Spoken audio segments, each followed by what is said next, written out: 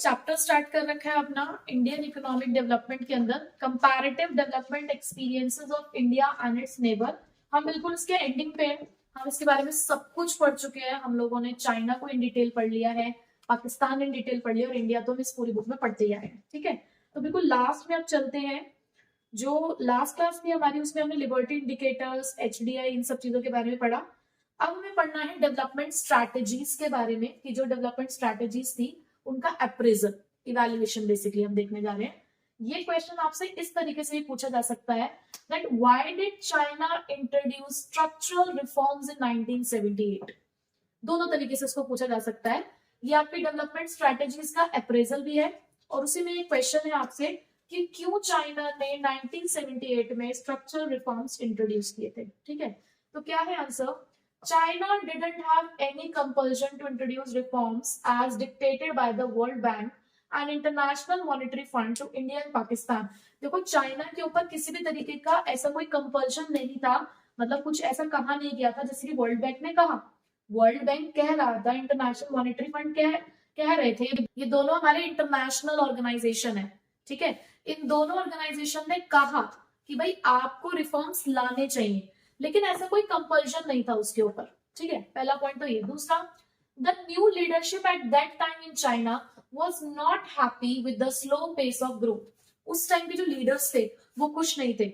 उस टाइम का जो ग्रोथ रेट चल रहा था ना, जो जिस पेस से हमारा ग्रोथ रेट चल रहा था, उससे जो लीडर्स थे वो खुश नहीं थे। And the lack of modernisation, और उन्हें लगता था कि ज्यादा मॉडर्नाइजेशन चाइनीज इकोनॉमी के अंदर उनको नहीं देखने को मिल रहा था। ठीक है, क्योंकि उस टाइम पे याद है ना आपको, माओ का रूल चल रहा था। उन्होंने अपनी कुछ पॉलिसीज चला रखी थी उस टाइम पे, कम्युन सिस्टम चल रहा था, यूथ को वो आगे बढ़ाना चाह रहे थे, लेकिन मॉडर्नाइजेशन इतना नहीं हो पा रहा था। क्यों? क्योंकि उन्होंने क्या बोला कि लोकली आपके पास जो भी अवेलेबल है, आपके पास अपने बैकयार्ड में इंडस्ट्री खोल लो। ये सब चीजें उस टाइम पे चल रही थी। So they felt that most vision of the economic development based on the decentralisation, self sufficiency and the shunning of the foreign technology, goods and capital has failed. उनका ये कहना था कि माओ का जो विजन था ना, माओ ने सोचा तो बहुत अच्छा था, बहुत अच्छा सोच रहे थे वो, लेकिन उनके विजन के अकॉर्डिंग वो काम हो नहीं पाया, वो फेल हो गया थे वो सारी चीजें। वो सोच रहे थे कि हम सेल्फ सफिशिएंट बन जाएंगे, हम फॉरेन एक्सचेंज कमा लेंगे बहुत सारी, या हमारे यहाँ पे जो फॉरेन टेक्नोलॉजीज हैं वो उसको और बढ़ाएंगे। वो बहुत सारी चीजों के बारे में सोच रहे थे माओ, अपनी इकोनॉमी को बहुत आगे बढ़ाने के बारे में सोच रहे थे। हमने ये भी पढ़ा था कि जो माओ थे वो अब लोगों के माइंडसेट को चेंज करना चाहते थे, बट वो सब कुछ ना उस टाइम पे फेल हो गया था, कुछ खास नहीं हो पाया। ठीक है, so despite extensive land reforms, उस टाइम पे लैंड रिफॉर्म्स भी चला। आपने पढ़ा था कि लैंड की पोलिंग हुई थी ताकि लार्ज स्केल पे प्रोडक्शन किया जा सके। फिर बाद में क्या हुआ था, लैंड्स को दोबारा से डिवाइड भी कर दिया गया था, इंडिविजुअलिटी दी लोगों को कि आपको कोई जरूरत नहीं है किसी के साथ काम करने की, आप अलग अलग अपनी लैंड पे काम करो, जो पैसा कमा रहे हो टैक्स भरने के बाद सारा अपने पास रख सकते हो। तो ये सब चीजें हुई थी वहां पे। The great leap forward and the other initiatives, the per capita grain output in 1978 was same as that it was in 1950s। तो जो लैंड रिफॉर्म्स आ भी रहे थे उससे कुछ खास ग्रोथ हमें देखने को नहीं मिल रही थी। जीएलएफ भी आया हमारे पास, बट इन सभी इनिशिएटिव से जिस हिसाब से ग्रोथ होनी चाहिए थी उस हिसाब से ग्रोथ नहीं हो पाई। तो फिर चाइना को लगा कि सिर्फ इन रिफॉर्म से कुछ नहीं होगा, इसीलिए उन्होंने स्ट्रक्चरल रिफॉर्म्स इंट्रोड्यूस किए थे। ठीक है, तो ये रीजन थे चार कि क्यों उन्हें स्ट्रक्चरल रिफॉर्म्स इंट्रोड्यूस करने पड़े। ठीक है, क्लियर है? मतलब नेक्स्ट, अब effect of reforms in China, यानी कि चाइना के यहाँ पे जो रिफॉर्म्स आए उसका आफ्टर इफेक्ट क्या हुआ, बेसिकली पोस्ट रिफॉर्म्स क्या क्या चीजें हुई। तो पहला है, it was found that establishment of infrastructure in the areas of education, health, land reforms, long existence of decentralized planning and existence of small enterprises has helped positively in improving the social and income indicators in the post reform period। उन्होंने ये देखा कि हमने infrastructure का development किया। आपने देखा होगा हमने जब कुछ पॉलिसीज पढ़ी, उस पॉलिसी में ये कहा गया था कि हमें अपने यहाँ के लोगों को पढ़ाना लिखाना है, तभी हमने उनको कंट्री साइड पे भेजा था कि जाओ और चीजों को सीख कर आओ। तो हमने इंफ्रास्ट्रक्चर को अपनी कंट्री में भी डेवलप किया, किस एरियाज में, एजुकेशन में और हेल्थ में, लोग पढ़े लिखे हो और हेल्दी हो। प्लस हम कुछ लैंड रिफॉर्म्स लेकर आए थे, वो भी अच्छे रहे थे। हमने यहाँ पे डिसेंट्रलाइज प्लानिंग की। डिसेंट्रलाइज का मतलब क्या, लोगों के हाथ में पावर दी कि आप अपने हिसाब से अपना काम कर सकते हो। और हमारे यहाँ पे स्मॉल एंटरप्राइजेस थी, हमारे यहाँ की नहीं बात कर रही हूँ, मैं चाइना की बात कर रही हूँ बेसिकली, मतलब हम चाइना के पॉइंट ऑफ व्यू से पढ़ रहे हैं। तो स्मॉल एंटरप्राइजेस ने पॉजिटिवली कंट्रीब्यूट किया।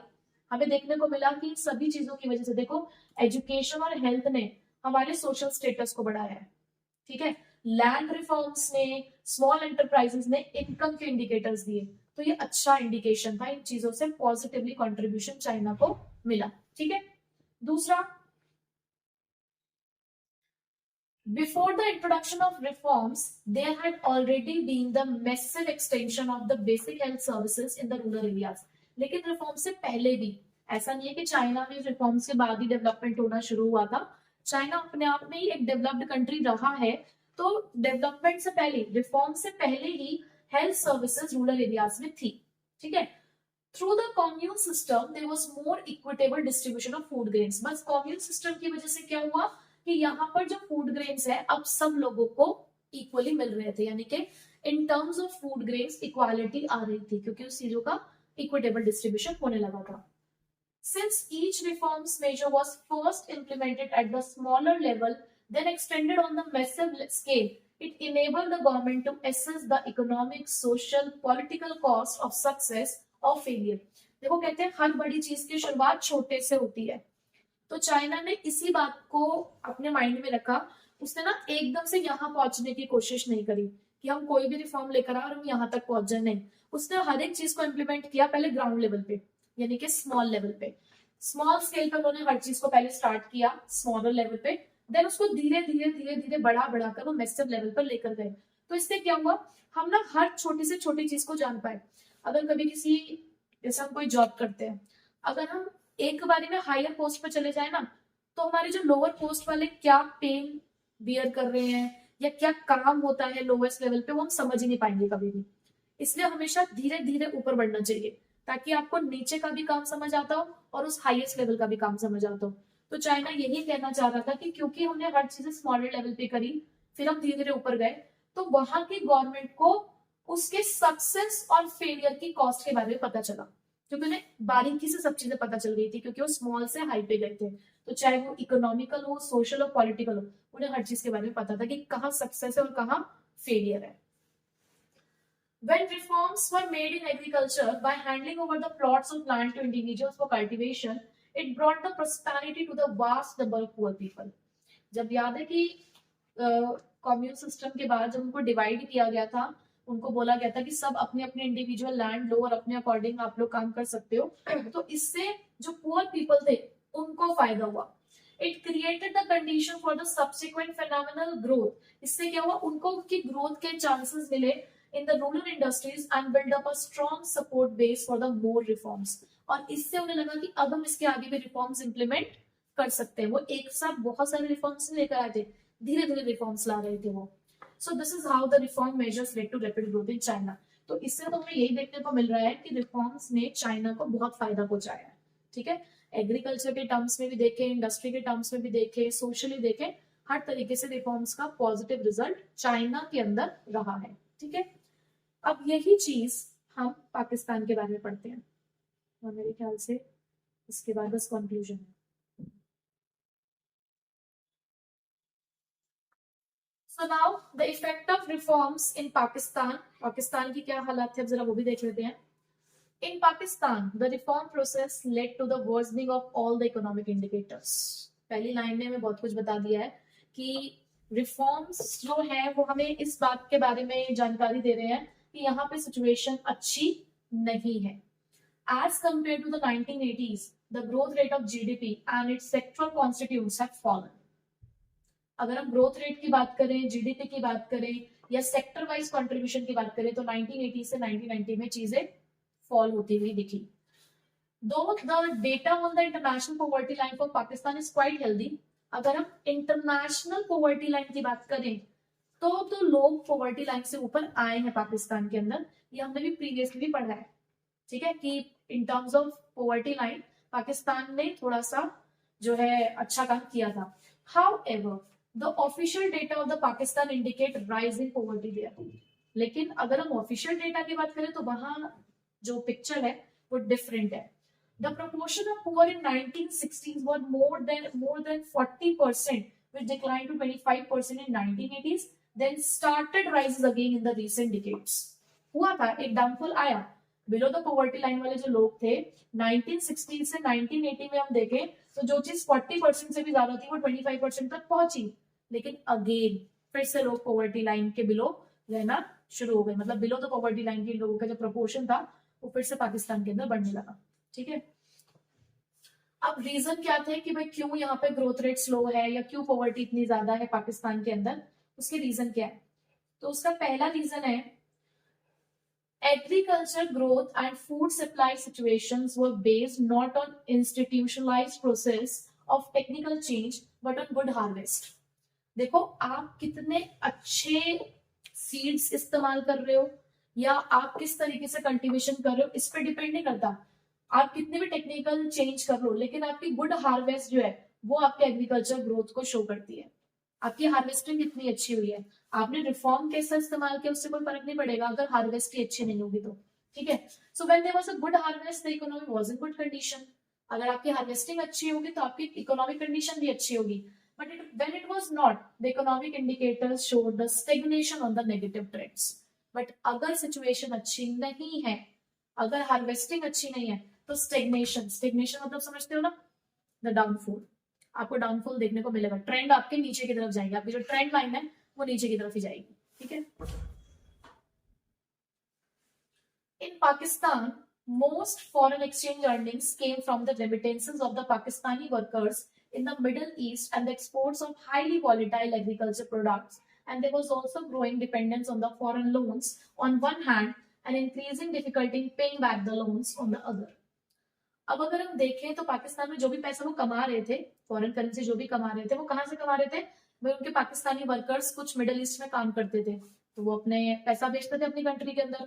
दूसरा, हमारे पास मतलब पाकिस्तान के कुछ एग्रीकल्चर प्रोडक्ट्स थे वो उसको क्या करते थे? एक्सपोर्ट करते थे, तो वहां से थोड़ी बहुत एक्सचेंज आ जाती थी. तीसरा सोर्स क्या था? Foreign loans. फॉरेन कंट्री से लोन लिया करते थे. एक तरफ तो लोन ले रहे थे लेकिन उसको पे बैक करने की क्षमता नहीं थी इनके अंदर, तो भाई उधारी चढ़ रही है ना, आपके ऊपर बर्डन होता जा रहा है. However, during the last few years, Pakistan has recovered its economic growth. लेकिन अब धीरे धीरे पाकिस्तान ने अपनी इकोनॉमिक ग्रोथ को थोड़ा सा रिकवर किया है. सस्टेन मतलब एक स्टेबिलिटी के लेवल पे लाने की वो कोशिश कर रहे हैं. 17-18 में एनुअल प्लान जो था उनका 1920 उसने बताया कि जीडीपी अब वहां की 5.5% हो गई है जो कि पिछले डिकेड से अगर हम कंपेयर करें तो हाईएस्ट रही है. While agriculture recorded the growth rate far from satisfactory level, agriculture growth rate भी अच्छा रहा है, इंडस्ट्रियल और सर्विस सेक्टर भी उनके बड़े हैं. यहाँ पर हमारे पास है 4.9 और 6.2%. Many macroeconomic indicators has also begun to show the stable and positive trends. यानी कि पहले की बात करें तो चीजें थोड़ी सी सही नहीं है लेकिन धीरे धीरे अब चीजें सुधर रही हैं. ठीक है. तो ये था हमारा पाकिस्तान के बारे में. देखा जाए तो हमने चैप्टर तो पूरा पढ़ लिया है. हमने देख लिया कंपैरेटिव स्टडी क्या है तीनों कंट्रीज की और क्या देखने को मिला. बेसिकली चाइना सबसे ऊपर, मोस्ट ऑफ द चीजों में हमें चाइना ही ऊपर दिखा, पाकिस्तान थोड़ा पीछे दिखा, हमारा इंडिया वही मिडिल में रह गया. ठीक है. तो लास्ट एक कंक्लूजन है हमारे पास इसका, बस वो पढ़ लेते हैं उसके बाद एंड ऑफ द चैप्टर. तो conclusion is India, China, Pakistan have traveled about 7 decades. 7 decades तक हमारे तीनों ने अपने डेवलपमेंट पाथ की तरफ चले और तीनों ने कुछ अलग अलग रिजल्ट शो करे. क्या शो किए हैं? Till the late 1970s, all of them were maintaining the same level of low development. अगर हम 1970 तक की बात करें तो तीनों कंट्रीज स्ट्रगल कर रही थी. तीनों कंट्रीज ये नहीं कह रही कि डेवलपमेंट नहीं कर रही थी लेकिन तीनों का डेवलपमेंट लो लेवल पर था. Last 3 decades have taken this countries to a different level. लेकिन जो भी लास्ट के 3 डिकेड्स गए हैं इन चीजों ने, इन 3 डिकेड्स ने तीनों कंट्रीज को एक अलग लेवल पर हमने देखा. India with democratic institution perform moderately. मैंने भी कहा ना कि इंडिया बीच में रहा. तुम्हारा जो मॉडरेट पैटर्न होता है वो बीच का ही होता है ना. तो इंडिया अपने डेमोक्रेटिक इंस्टीट्यूशंस के साथ मॉडरेटली परफॉर्म कर रहा है. इसके मेजॉरिटी ऑफ पीपल आज भी एग्रीकल्चर पे डिपेंड करते हैं. इंफ्रास्ट्रक्चर बहुत सारी कंट्री में अभी इंफ्रास्ट्रक्चर की कमी है, मतलब डेवलप नहीं हो पा रही है चीजें अभी भी इंफ्रास्ट्रक्चर के टर्म्स में, चाहे वो एजुकेशन सेक्टर हो, पावर सेक्टर हो, हेल्थ सेक्टर हो, तो अभी प्रॉब्लम है। तो इन्हें अपने यहाँ पर रहने वाले लोगों का जो लिविंग स्टैंडर्ड है उसे बढ़ाने के ऊपर थोड़ा सा फोकस करना होगा। It is yet to raise the level of living, बढ़ाना होगा। कैसे? Of more than 1/4 of its population, क्योंकि इनके यहाँ पे जो भी पॉपुलेशन पॉवर्टी लाइन से बिलो है, कम से कम 1/4 वालों को तो इन्हें क्या करना पड़ेगा, उनका स्टैंडर्ड ऑफ लिविंग बढ़ाना पड़ेगा अगर इन्हें आगे जाना है तो। पॉलिटिकल इंस्टेबिलिटी, ओवर डिपेंडेंस है, मतलब पाकिस्तान के बारे में यहाँ पे बात कर रहे हैं। पाकिस्तान में देखो जो सरकार होती है ना, पाकिस्तान की कोई भी सरकार, जैसे हमारे यहाँ पे 5 साल की सरकार होती है, 5 साल बाद बदलती है, जीत जाते तो कंटिन्यू करती है, जैसे कि हमारे मोदी जी कंटिन्यूशन में है, अभी आगे भी पता नहीं है कि क्या होगा। लेकिन पाकिस्तान में ऐसा कोई भी लीडर नहीं है जिसने अपना पूरा 5 साल का टेन्योर पूरा किया हो। 5 साल से पहले सरकार बदल जाती है वहां पे, तो कितनी इंस्टेबिलिटी है। तो पाकिस्तान के अंदर इंस्टेबिलिटी है, बाहर की रेमिटेंसेस पे ज्यादा डिपेंड करते हैं, मतलब खुद का पैसा नहीं है, जो बाहर से पैसा आ रहा है उस पर ज्यादा डिपेंडेंसी है। फॉरेन हेल्प बहुत ज्यादा इनको ले रहे हैं ये लोग, जिसकी वजह से इनकी जो इकोनॉमी है वो स्लो है। सो लास्ट 3 ईयर से तो ठीक है, पॉजिटिव रिजल्ट आ रहे हैं, लेकिन अगर आप पिछली बातों के बारे में बात करें तो इनको रिकवरी में बहुत टाइम लगने वाला है। हालांकि कर रहे हैं रिकवर, लेकिन टाइम लगेगा। चाइना की बात करें, इन चाइना में ना पॉलिटिकल फ्रीडम बहुत कम है, ठीक है। तो ये एक मेन प्रॉब्लम है चाइना के अंदर, लैक ऑफ पॉलिटिकल फ्रीडम है, जिसका असर लोगों के ह्यूमन राइट्स पे होता है। हमारे यहाँ पे ह्यूमन राइट्स मिलते हैं, डेमोक्रेटिक सिस्टम है, तो ये एक मेन कंसर्न है यहाँ पर। लेकिन लास्ट 4 डिकेड से हमने देखा कि इन लोगों ने भी मार्केट सिस्टम की तरफ कदम बढ़ाया है। जैसे हम लोग मार्केट इकोनॉमी फॉलो करते हैं, ये लोग भी मार्केट इकोनॉमी फॉलो कर रहे हैं, जिसकी वजह से पॉलिटिकल कमिटमेंट्स कम होते जा रहे हैं, यानी कि पॉलिटिकल इंटरफेरेंस कम हो रहा है, और जिसकी वजह से इनका लेवल ऑफ ग्रोथ बढ़ रहा है, साथ साथ पॉवर्टी घट रही है, ह्यूमन इंडिकेटर्स अच्छे आ रहे हैं। क्यों? क्योंकि पॉलिटिकल इंटरफेरेंस कम हो रहा है। ठीक। इंडिया और Pakistan, unlike India and Pakistan, which are attempting to privatize the public sector enterprise, China has used the market mechanism to create the additional social and economic opportunities. देखो इंडिया पाकिस्तान ना अब अपने most of the enterprise को privatise करने की कोशिश कर रहे हैं, लेकिन चाइना ने अभी भी इस सब चीजों को प्राइवेट सेक्टर को नहीं सौंपा है। अभी भी वो कोशिश कर रहे हैं कि हम लोग ना सोशल और इकोनॉमिक अपॉर्चुनिटीज खुद प्रोवाइड करें, अपने हाथों में मतलब चीजों को रखें, उनका मोटिव ये है। So by retaining the collective ownership of land and allowing the individuals to cultivate land, China has ensured the social securities in the rural areas. China लोगों को सोशल सिक्योरिटी दे रहा है। क्यों? क्योंकि वो कहता है कि हम आपको लैंड दे रहे हैं, ऑनरशिप पे ध्यान दे रहे हैं, आपको ये हम अलाउ कर रहे हैं कि आप अपनी लैंड खुद कल्टीवेट करो, फ्रीडम है यहाँ पर भी।